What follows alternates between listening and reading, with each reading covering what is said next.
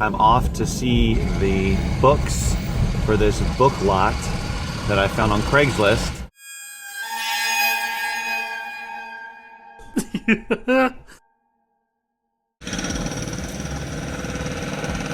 I don't know if the books are going to be any good, so I'm just going to take a look, look through some of the boxes, and maybe do some quick scanning to see if I can find at least 10 decent books in a random scan. Hopefully that'll be indicative of the lot. You know, if I can find 10 or 12 books that are definitely good for FBA, then I'll feel that it's worth it, because I'm not going to sit there and look through 800, 900 books. It's going to take quite a long time, so maybe take 10 or 15 minutes to do that. It's only $100 for the lot, which is pretty inexpensive for 800, 900 books, assuming that he knows how many books there are. That's a pretty inexpensive price. I think that finding 50 to 100 books in there that I can send into Amazon that'll sell will be worth it. You know, if I can make $400 or $500 or more off of this lot, I think it's going to be worth it. I have the rental, you know, the big SUV, so I have plenty of room to fill it with the books. And I was even thinking about if there's ones that are obviously not any good for FBA, either they're in terrible condition or, you know, they're much older and just that's not something I'm going to waste my time on. I could thinking about just going by a Goodwill and dropping off a bunch of the books to unload them so I don't have to deal with them. Let's see how it goes, and I will check in once I have taken a look at these books.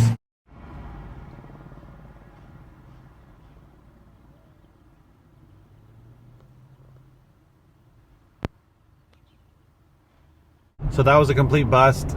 It was somebody who works for booksellers, Amazon booksellers, who was trying to get rid of a bunch of books that they don't want to bother trying to sell because there's not much money to be made. They do MF, Merchant Fulfilled, and I guess they owned bookstore before, or bookstores or whatever, and it's an older couple, so they're just trying to get rid of some crap. The warehouse they have is pretty big and very high ceilings, and there were stacks and stacks of boxes of books and other stuff, I guess, that they have. It just looked like a big mess. Apparently they had an area that I didn't see where they have shelves of books that they are selling, or that they ship out as they sell on Amazon. It's just a learning experience. It's too bad that the books weren't any good, and the ad did say that it was from various sources, you know, and that here's the thing, the ad did not specifically say, oh, these are books that we as online booksellers or Amazon booksellers, whatever, cannot sell because there's no money in it. So these are our rejects or our duds. They didn't explicitly say that, even though it was a lengthy Craigslist ad.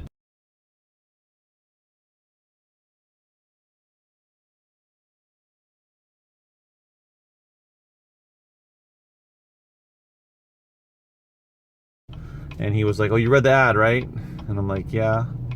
But, you know, you never know if there's going to be some good books in there. But someone that sells Merchant Fulfilled and doesn't do FBA might be skipping books that are still going to sell. So it's, I felt it was, you know, it was worth it to see. And plus I didn't know that they were selling on Amazon. I had no idea where I was going. It wasn't as clear as maybe he thought it was in the ad. But nonetheless, it's interesting to know that there's this big bookseller or booksellers kind of near where I live, and they have this huge warehouse. But I guess they're not doing a lot of volume because they're older and they're not, you know, working on it that hard. But I guess they keep selling enough to maintain all of that, those thousands of boxes. I'm not kidding you. There were so many boxes, I couldn't believe it, stacked so high, and crates of books. So I don't know what they're doing or how they maintain that. It was just kind of crazy.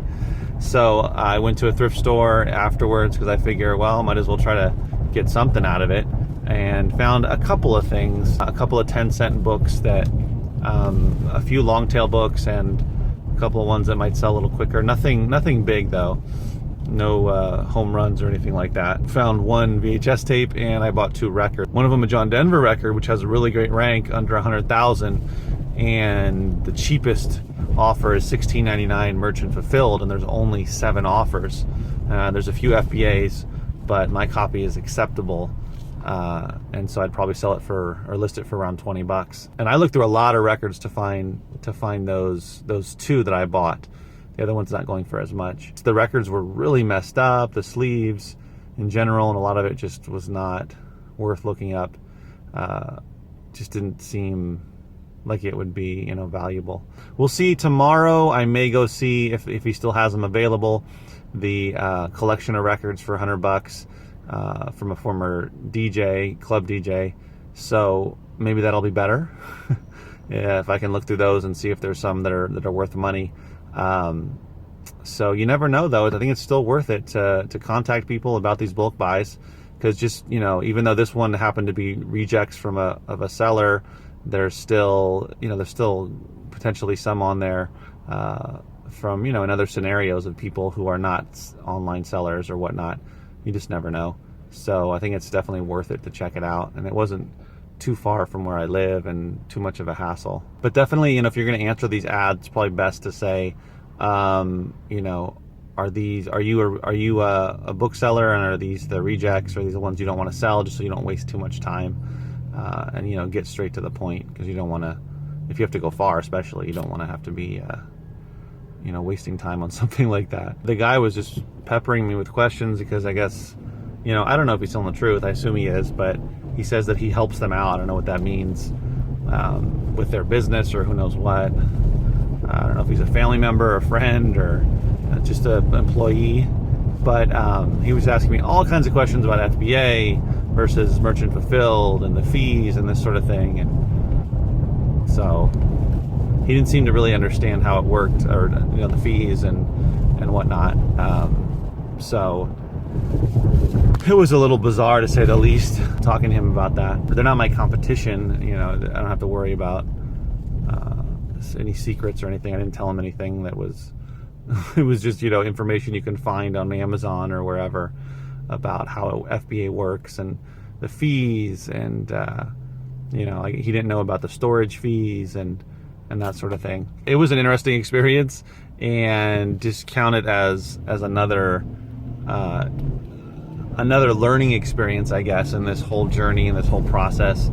I'll definitely be more careful about responding to bulk buys on Craigslist for books or anything really.